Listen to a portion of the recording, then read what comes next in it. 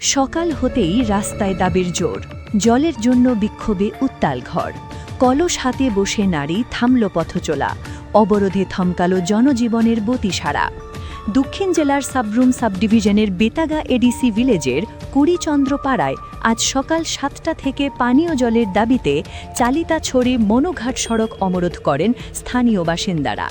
প্রতিবাদে সামিল হন এলাকার মহিলা ও যুবতীরা। কলস হাতে রাস্তায় বসে পড়ে তারা।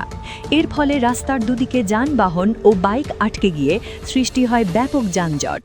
খবর পেয়ে দ্রুত ঘটনাস্থলে পৌঁছে ডিডব্লিউএস দপ্তর ও পুলিশ।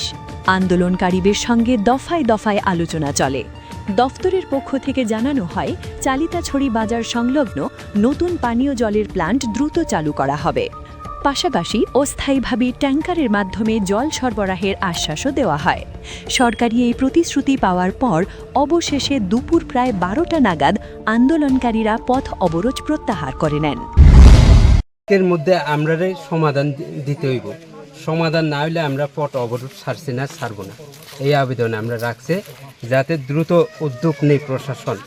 এই উদ্যোগটা সমাধান যতক্ষণ না হইব ততক্ষণ আমরা পথ অবরোধ ছাড়ছি না। দরকার হলে পুলিশ প্রশাসন যে আয়োগ, দরকার হলে আমরা আইন প্রশাসনের কাছে মার খামো, তবে আমরা রাস্তাতে পড়ে থাকবো। আমরা বহুদিন ধরে জলের সমস্যায় ভুগছি। আজ প্রতিশ্রুতি পেয়েছি, এবার দ্রুত কাজ হোক, সেটাই আমাদের একমাত্র দাবি। জুলাই বাড়ি থেকে বাহাদুর ত্রিপুরার রিপোর্ট, দ্য নিউজ 9।